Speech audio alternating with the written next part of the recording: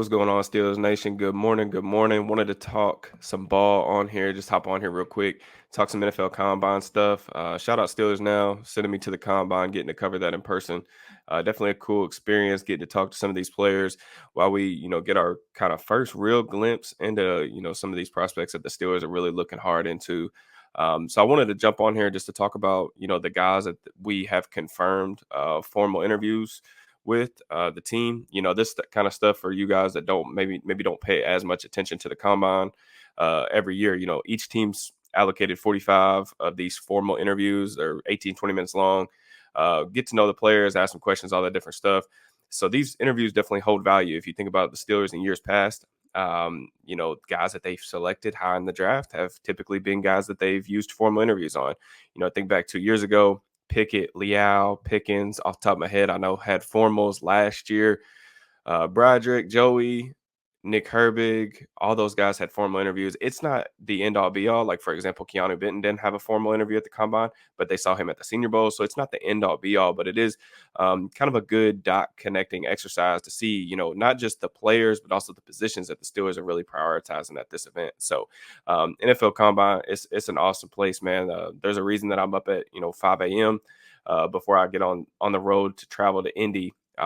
Excited, love talking ball, love this event. So I couldn't sleep, so thought I'd jump on here, give y'all some thoughts on some players that we have confirmed interest in. So first things first, the first player that I really wanted to talk about was Byron Murphy from Texas. I'm sharing my screen right now. You can find the combine tracker at steelersnow.com, where you can find all my other written work. So make sure y'all check that out, bookmark that, all that good stuff. One of the players that I had the fortunate experience to talk to yesterday, Byron Murphy from Texas. He was a guy that I kind of didn't really think about as far as a Steelers fit. Yesterday we got to talk to the defensive linemen, the inside linebackers, some of the edge rushers. A couple positions that we're kind of waiting to see if the Steelers are going to address, early in the draft. But Murphy's a really interesting player, man. From Texas, had an outstanding season.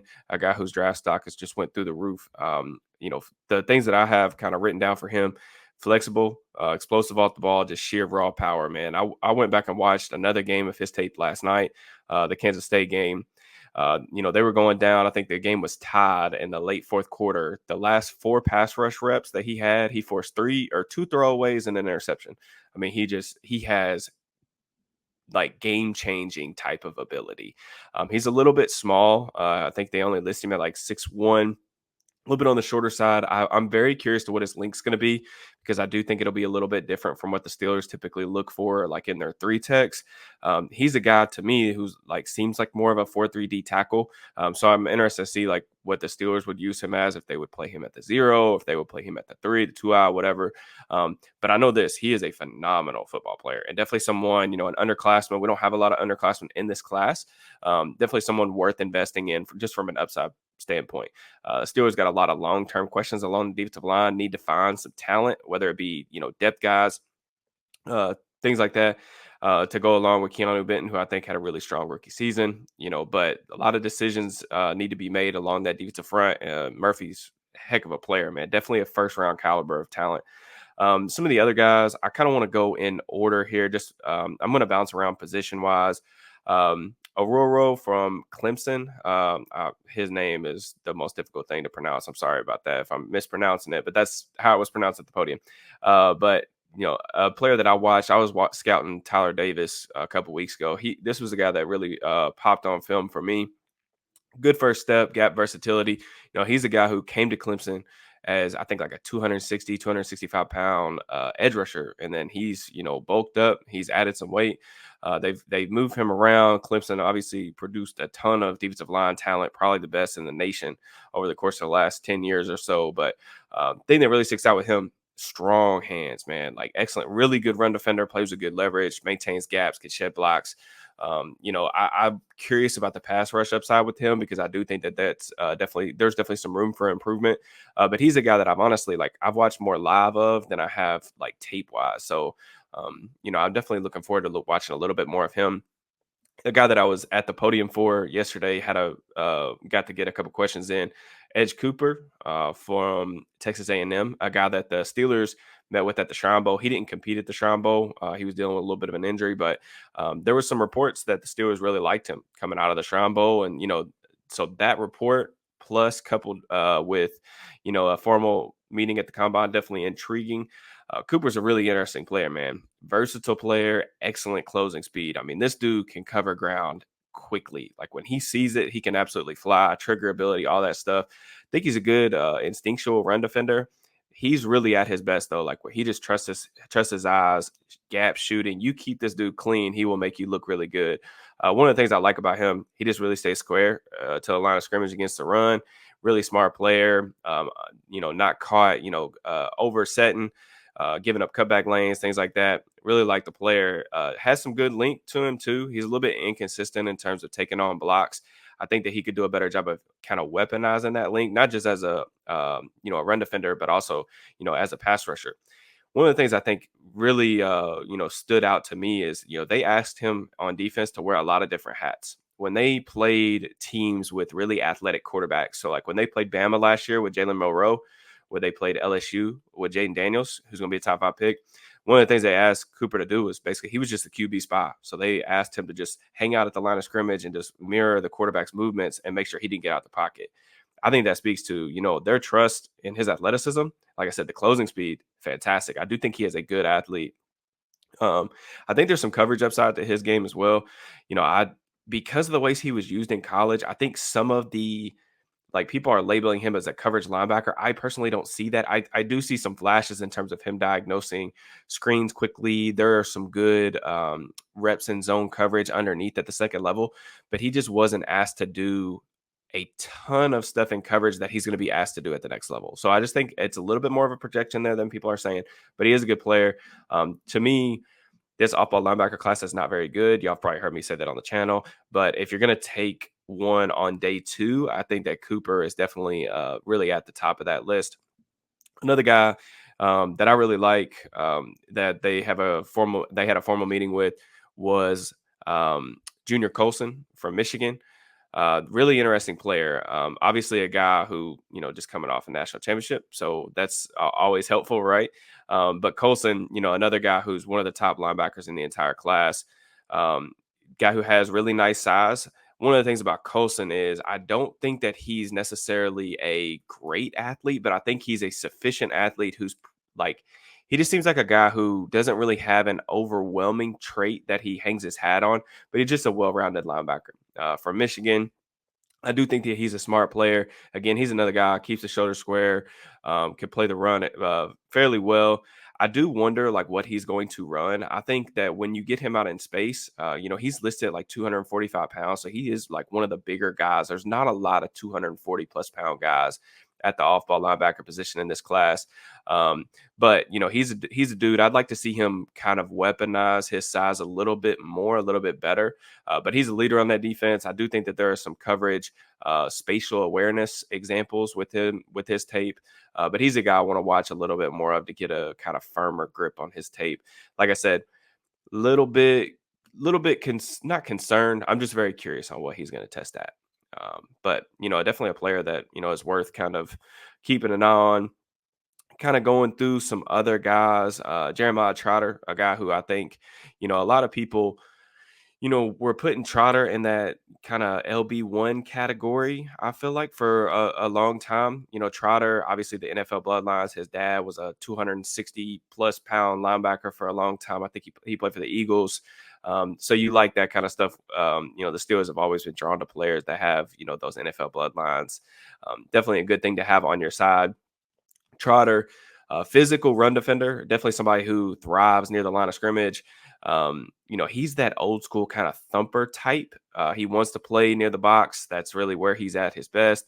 The only thing I'll also say this about Trotter, good processor. I think he does diagnose run concepts fairly quickly. The big concern with me, and this has always kind of been the case, and this is just me watching more so live than actual tape. I think the lack of length shows up. The dude misses a lot more tackles than I would particularly like for a guy that's going to be probably a first and second down only player at the next level. And the reason why I think he's only a first and second down player is I just don't see the type of athlete that the NFL really prioritizes at that position in 2024. It's just really tough. The NFL doesn't have a good track record of, drafting off-ball linebackers. They miss all the time. The hit rate on those guys is really low, I feel like. But, Trotter does offer some value in terms of if you want somebody to play on first and second down to defend the run.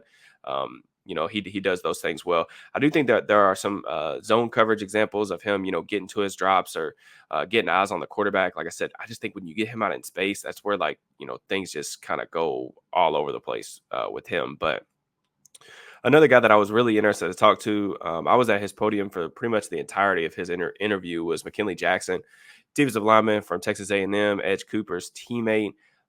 He's a guy who I feel like is just really intriguing. He has some fans, I feel like, in the draft community, but you watch this dude, he moves different for 325 pounds. I mean, he really does. It's really very interesting how explosive he is off the snap. Plays with very low pad level. This dude can really get off the rock. In terms of, he's played in a gap shooting and a two gap or gap and a half type defense over the course of his time at Texas A&M. To me, he's best suited if you let him gap shoot and take advantage of that quick first step. He plays a good leverage as a run defender. I think that, the production is what a lot of people are going to point to with him, as you see flashes of him doing just really silly stuff with his athleticism and even some play strength stuff. But as a run defender, I just don't see enough consistency. I think he struggles to take on double teams. This is a dude, like, it's really not a analytical, or I guess the word I'm trying to find here is, it's probably not the most like scouting term viewpoint of it, but he's a dude that's just on the ground a lot. And I don't really know, I don't know if it's all play strength. Is his strength disproportionate, like lower body? I do find like his anchoring ability really shaky at times. It's just really inconsistent. Like I said, balance wise, just always on the turf. But he's a guy that when I talked to in the interview, I was really impressed with him. He talked a lot about his love for football. Getting to ask these players a lot of questions is kind of cool. I asked Edge Cooper about having to spy, mobile quarterbacks in the SEC and, what he kind of feels like he could do at the next level with that skill set. And he actually brought up, that's kind of the way the NFL is trending, right? Like, you got all these mobile quarterbacks, all these guys that are big, fast, strong, can run around, play, make. And he was basically saying, I'm the dude that I have the qualities to kind of eliminate that kind of stuff. You can use me however you want. And I think that, again, the versatility that kind of comes with Cooper is very interesting to me. So going to be a really interesting day. Just kind of scheduling notes. One thing too, like with the tracker, you guys may have seen it when I scrolled down, but these guys in the italics, those are guys that they had informal meetings. So there are no limits on informal meetings at the combine. So you can meet with as many players. Those informal meetings are shorter. You can only have a select number. I think it's 2 personnel folks in the room in those meetings. But, the formals are really what really, really carries a lot of weight. So get to know these players a little bit more. But today we're going to see the way the schedule kind of works is the first group, the defensive tackles, edge rushers, off-ball linebackers, they had media interviews yesterday. Today, they will go out and do their on-field testing. So later in the day today, which is Thursday, we'll be able to see these guys test, get some numbers on these guys, and then, today's media interviews is defensive backs. Y'all know that's right up my alley. Really excited to talk to a lot of these corners, a lot of these safeties that I've been watching over the past couple of weeks. Tight ends are also in this group. I don't expect the Steelers to show a ton of interest in the tight end group this year, but there are some interesting players that I definitely want to talk to. Again, I always like to point this out with the combine stuff, because I know the combine, I feel like, gets a bad rap, man, because some people take it, for more than what it really is. The combine, the interview process and the medical checkups are the number 1 and 2 things. All right. Like the athletic testing is really just a cross-checking exercise. Like, if you're really doing your due diligence as a scout, you should be able to tell kind of what type of athletes these guys are. And they should just be checking boxes. If a guy's fast and he runs fast, okay, that's great. Don't count it twice. That's something I've really, learned from a lot of people that are smarter than I am.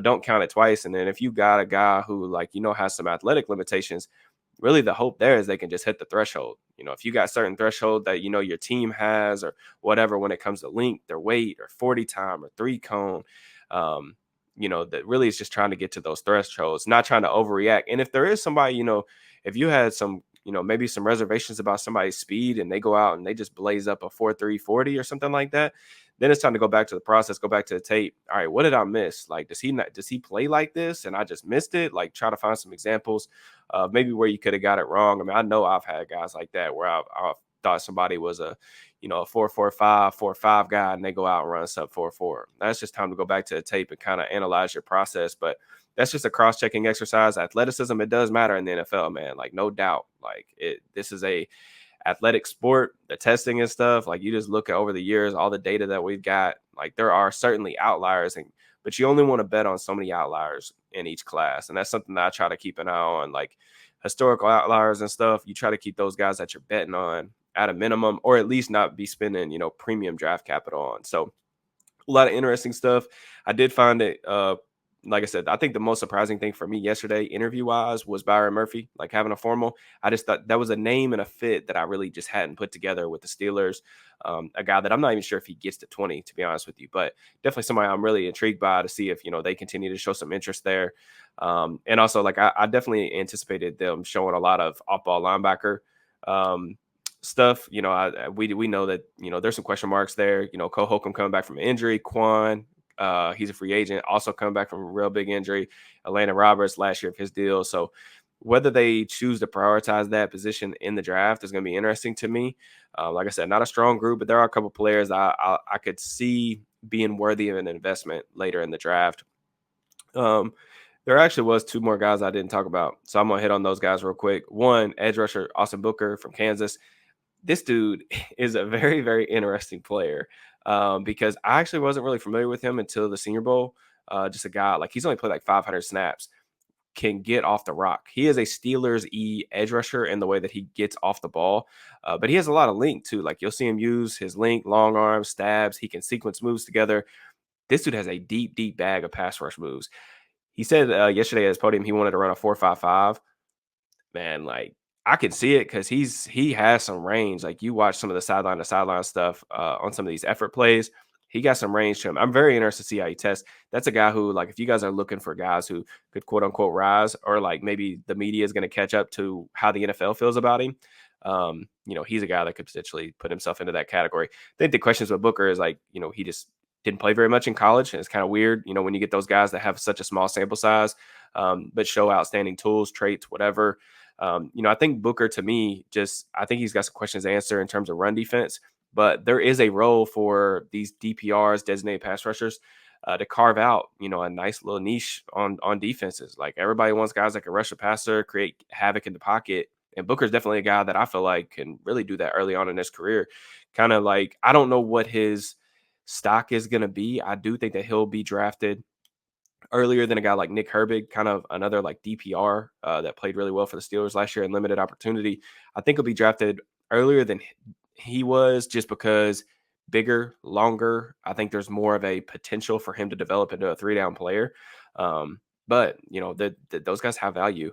And then just one more guy too. Like, I didn't mention him as much because I haven't really watched him on tape. Like, almost all of my exposure to him is live viewings, just watching Ohio State over the year. But they did have a formal interview with Tommy Eichenberg from Ohio State. This, like, all of the like cliche terms in terms of these type of linebackers apply to Eichenberg, 2-time captain, 3-time starter for Ohio State. Really excels near the line of scrimmage. Good run defender, good eyes. One of the things I noticed too, like, obviously being a captain on defense, really good pre-snap communicator, getting guys lined up, getting guys in the right spot. You listened to his podium yesterday. I was only over there for a couple minutes, but I heard him say that, he wanted to, I think he dislocated his elbow, and he, like, was just begging Ohio State guys, like, hey, just continue to let me play, continue to let me play. I wanted to stay on the field. Came back to Ohio State this past year because, like, he didn't like the way the year prior ended with those losses. Was trying to win a national championship, felt like he let people down because they couldn't. Just says all the right stuff. I mean, this dude's going to absolutely crush it in interviews. Big thing with him is there's just athleticism questions. Like, this is a guy who needs to at least test okay. He needs to try to hit some thresholds, if you will. But I just think, when you get this dude out in space, like, I think that there are some question marks in terms of, how is he going to cover at the next level? Can he be more than a 1 or 2 down player? Eichenberg is more of a probably day 3-ish player for me personally. Again, I need to go back and watch more of his 2023 stuff. I did watch some 2022 tape because there was some chatter about him coming out last year, but yeah, hopefully you guys enjoyed the video. I can't promise that I'm going to do this every single day, just because it's 5 a.m. and I've got a hour and 45 minutes drive to Indianapolis to go cover the combine. But I was up early, couldn't sleep, wanted to talk some ball with you guys. So hopefully y'all enjoyed this, found value in it. If you did, please make sure that you like the video, drop me a comment, sub to the channel, turn on the notification bell. All that stuff is greatly appreciated. It makes it worthwhile for me. I appreciate you guys and all the support. Again, just be sure to make sure y'all check out SteelersNow.com, especially for sending me to the combine to cover it in person. Very blessed to have that opportunity. And I also wrote a draft profile on Edgerrin Cooper, definitely one of the best players that they met with yesterday. So if you guys are interested in kind of like a full scouting report with some film and stuff like that, definitely check that out as well. I will holler at you all next time. Peace and love.